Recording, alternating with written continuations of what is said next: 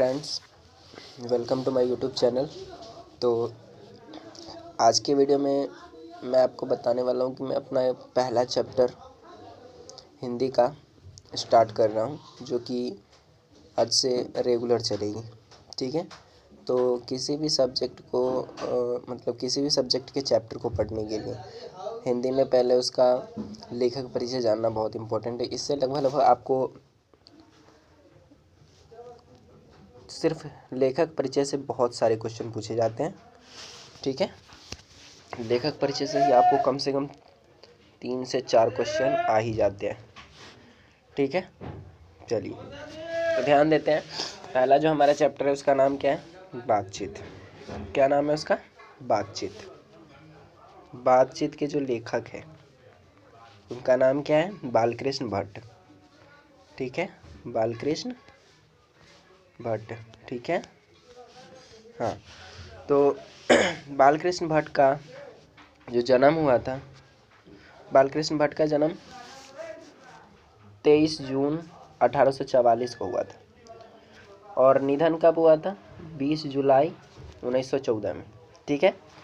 और इनका निवास स्थान कहाँ है? इलाहाबाद, जो कि अभी उत्तर प्रदेश में है। ठीक है।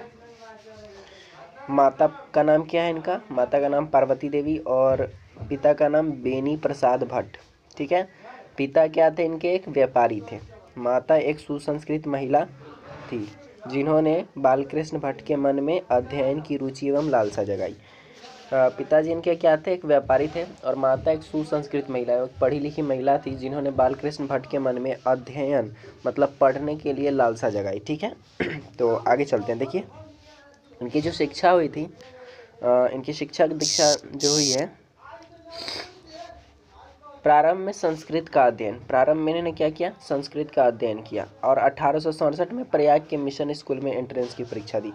1867 में प्रयाग के मिशन स्कूल में एंट्रेंस की परीक्षा दी। आपसे क्वेश्चन करेंगे कि प्रयाग के मिशन स्कूल के एंट्रेंस की परीक्षा कब दी, तो आप क्या लिखेंगे? 1867। ठीक है। वृत्ति इनकी क्या है? 1869 से 1875 तक प्रयाग के मिशन स्कूल में अध्यापन। अब देखो, उसी स्कूल में एंट्रेंस की परीक्षा दी और मिशन स्कूल, उसी स्कूल में अध्यापन भी किया। अध्यापन का मतलब क्या होता है? पढ़ाया। ठीक है। फिर 1885 में फिर क्या हुआ? 1885 में प्रयाग के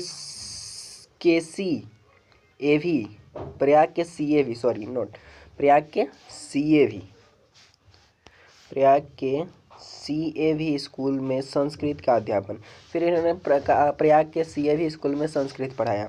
1888 में प्रयाग के कायस्थ पाठशाला में अध्यापक पद पर नियुक्त हुए। ठीक है। आगे चलते हैं। इनकी विशेष परिस्थितियाँ भी जान लेते हैं। सबके लाइफ में एक विशेष परिस्थिति होती है, इनके भी लाइफ में थी। पिता के निर्धनोपरांत मतलब पिता के गुजर जाने के बाद पिता का व्यापार, पितृ व्यापार, हिंदी में दिया गया इसको पितृ व्यापार, ऐसे पितृ व्यापार। ठीक है। जैसे पितृ व्यापार का मतलब होता है पिता का व्यापार संभालने के लिए, पिता का व्यापार संभालने के लिए गृह कलह का सामना किया, मतलब घर में बहुत सारे मनमुटाव हुए, उनका सामना किया। रचनात्मक सक्रियता, इनकी रचनात्मक सक्रियता क्या है? भारतेंदु हरिश्चंद्र की प्रेरणा से हिंदी वर्धिनी सभा प्रयाग की ओर से 1867 में हिंदी प्रदीप नामक मासिक पत्रिका निकालना प्रारंभ किया और इसे वे 33 वर्षों तक चलते रहे, मतलब करते रहे। ठीक है। भारतेंदु हरिश्चंद्र की प्रेरणा से हिंदी वर्धिनी सभा, एक हिंदी वर्धिनी सभा है जो कि इन्होंने किसके द्वारा किया था? भारतेंदु हरिश्चंद्र की प्रेरणा से, उनसे प्रेरणा लेकर के हिंदी प्रदीप नामक एक मासिक पत्रिका निकालना प्रारंभ किया। ठीक है। आगे चलते आगे क्या है? 1881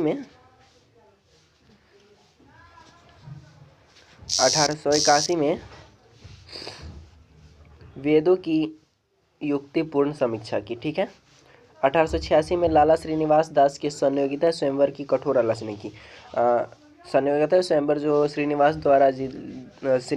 जी द्वारा लिखा गया है, उनकी कठोर आलोचना की। इनकी रचनाएं हैं, उपन्यास में है क्या क्या? रहस्य कथा, नूतन ब्रह्मचारी, 100 अजान एक सुजान, ठीक है, गुप्तवैरी, रसातल यात्रा, उचित दक्षिणा, हमारी घड़ी, सद्भाव का अभाव। ठीक है, और इनके कुछ नाटक हैं। नाटक में क्या है?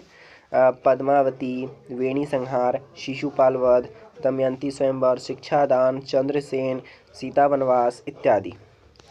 और आगे भी है, जैसे कि मेघनाथ वध, इंग्लैंडेश्वरी। इसका पूरा नाम इंग्लैंडेश्वरी नहीं था। ठीक है, बैल का विकट खेल, भारत जननी, बाल विवाह आदि। ठीक है, तो इनके कुछ रचनाएं थे, तो यही है। बाकी बस यही था। मुझे लगता है कि आप समझ गए होंगे। आशा करता हूँ कि आपको अच्छे से समझ